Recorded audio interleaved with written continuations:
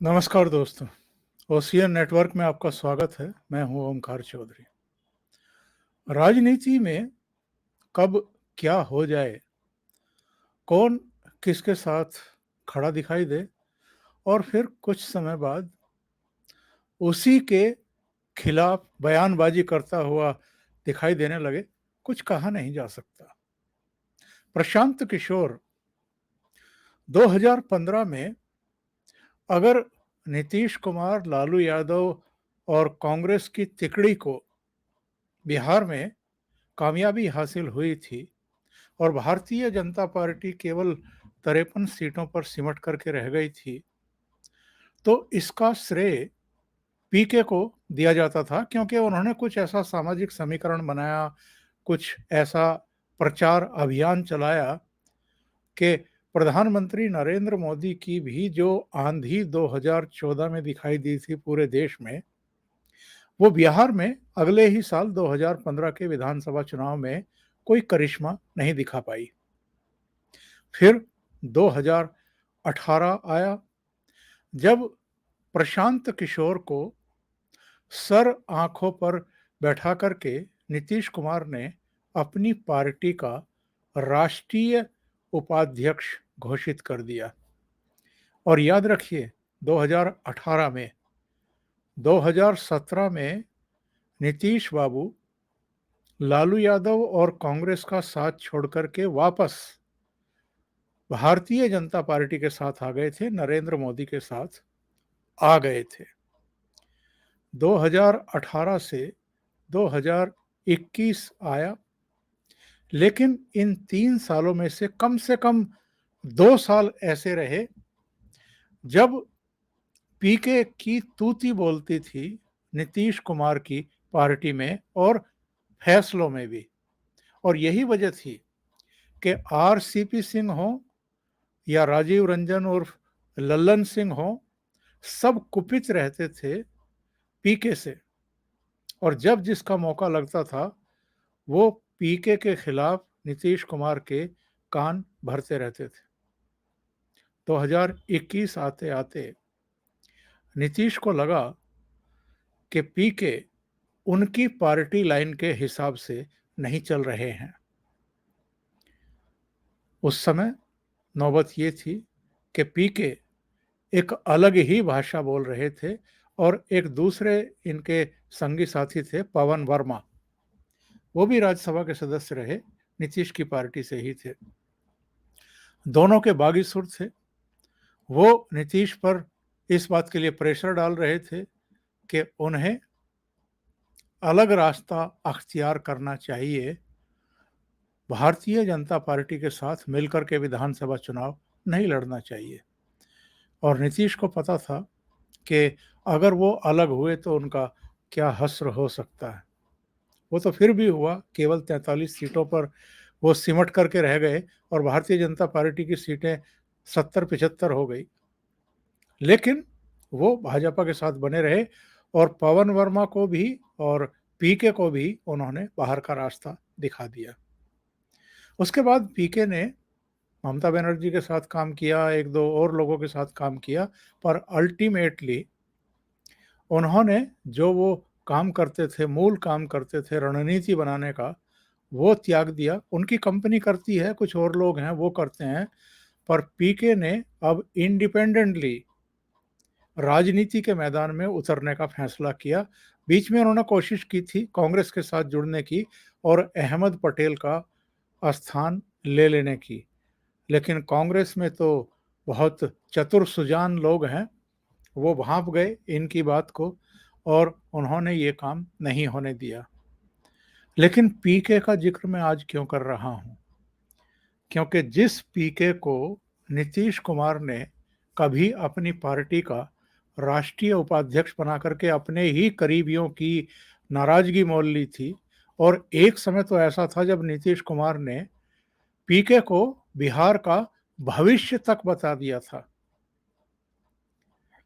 ऐसे पीके और अगर आज नीतीश कुमार को क्रिटिसाइज कर रहे हैं, और केवल क्रिटिसाइज नहीं कर रहे हैं, उनकी एक तरीके से बेइज्जती कह कर रहे हैं, ये कह करके कि अगर कोई नेता दिल्ली जाकर के बाकी दलों के नेताओं से मुलाकात करते हुए दिखाई देने लगें, तो क्या इससे उनका जो कद है वो राष्ट्रीय स्तर के नेता का हो जाता है? और पीके यहीं नहीं रुके, भागलपुर में मीडिया से बातचीत करते हुए उन्होंने यहाँ तक कह दिया कि हम कैसे मान लें कि विपक्ष जो है कुछ नया कर रहा है। इसमें नया क्या है? यानी आपस में मुलाकात करने में नई बात क्या है? क्या अतीत में ऐसा कभी नहीं हुआ कि जो विपक्षी नेता हैं वो आपस में नहीं मिले, नहीं मुलाकातें हुई? ये तो हर लोकसभा चुनाव से पहले होता ही है। उन्होंने कहा कि इन मुलाकातों से 2024 में कौन-सा बदलाव आ जाएगा? और ये भी उन्होंने कहा कि केवल मुलाकात करने से कुछ होने वाला नहीं है।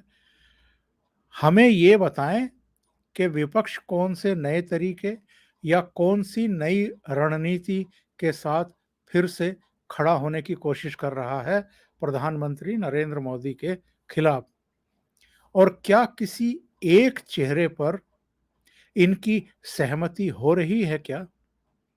क्या ममता बनर्जी चंद्रबाबू नायडू के नाम पर, या चंद्रबाबू नायडू और ममता बनर्जी अरविंद केजरीवाल के नाम पर, या ये तीनों शरद पवार के नाम पर, या नीतीश कुमार के नाम पर सहमत हैं क्या? ये बड़े सवाल पीके ने खड़े कर दिए मीडिया में। और ये तो आप जानते ही हैं कि नीतीश कुमार 5 सितंबर को दिल्ली पहुंचे थे। 3 दिन का उनका दौरा था और इन 5 दिनों में वो सबसे पहले राहुल गांधी से मिले। उसके बाद तो एक लंबी लिस्ट है, कुल मिलाकर के 11-12 नेताओं से मिले। उनमें अखिलेश यादव, मुलायम सिंह यादव भी हैं, सीताराम येचुरी, डी राजा भी हैं, शरद पवार भी हैं, दीपांकर भट्टाचार्य भी हैं, ओम प्रकाश चौटाला भी हैं, अरविंद केजरीवाल भी हैं। इसके अलावा एचडी कुमार स्वामी दिल्ली पहुंच करके उन लोगों से मिले थे। तो जो ये पीके ने बातें कही भागलपुर में, इस पर पत्रकारों ने नीतीश कुमार से पूछ लिया कि प्रशांत किशोर ने आपके बारे में कुछ इस तरह की बातें कही हैं कि अगर कोई नेता दिल्ली में जाकर के मुलाकात करे बाकी नेताओं से, तो इससे उसका राष्ट्रीय स्तर का कद नहीं बन जाता है। और ऐसा क्या है इसमें, इन मुलाकातों में नया क्या है? नई रणनीति क्या है? तो इस पर जो है नीतीश बाबू उखड़ गए और हत्ते से उखड़ गए। जैसे अभी 2 दिन पहले दिल्ली में जब उनसे पूछा गया था आरसीपी सिंह के बारे में, तो वो आग बबूला हो गए थे। पूछने वाले पर ही मतलब झिड़क पड़े थे एक तरीके से। और क्या है वो, आईएएस ही तो था, मैंने ही तो उसको अध्यक्ष बनाया था, हैसियत क्या? इस तरह की बातें करने लगे थे। भाई अगर हैसियत नहीं थी, तो आपने आरसीपी सिंह को राष्ट्रीय अध्यक्ष क्यों बनाया था?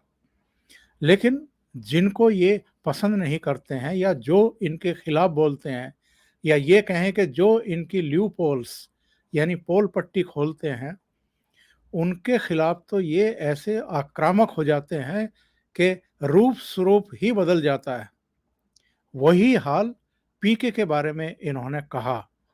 और इन्होंने क्या किन शब्दों का प्रयोग किया पीके के बारे में? इन्होंने कहा कि ये तो कुछ भी अंड बंड बोलता रहता है, इसको बिहार की और राजनीति की एबीसी पता नहीं है, और कुछ भी बोलता है। अगर हम मिल रहे हैं लोगों से, तो उसको क्या पता है इस बारे में?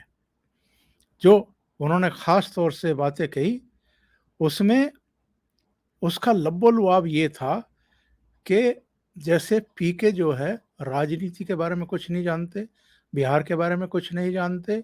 इस समय विपक्षी दलों के नेताओं के बीच में जो मुलाकात चल रही है, वो किस स्तर पर है, किस स्टेज पर है, इसके बारे में कुछ नहीं जानते। लेकिन साहब पीके ने एक बड़ा काम कर दिया। पीके का जो ये स्टेटमेंट था कि नेताओं से मुलाकात करने से किसी का कद नहीं बढ़ जाता है, और नई बात क्या है, जो ये बयान आए और नीतीश बाबू का जो बयान आया, अंड बंड बोलते रहता है, उसको बिहार का एबीसी पता है।